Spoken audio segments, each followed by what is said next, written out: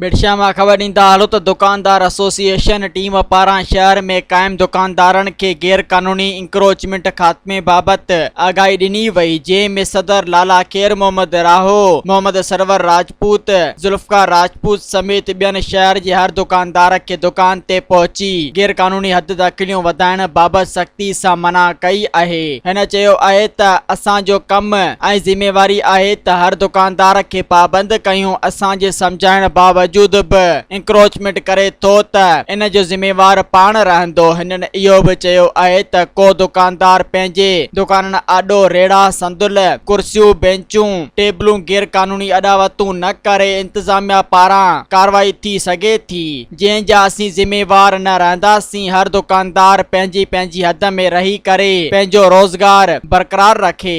Subscribe कयो अवामी news HD खे ऐं ताज़ा तरीन ख़बरुनि लाइ ॾिसंदा रहो अवामी न्यूज़ HD।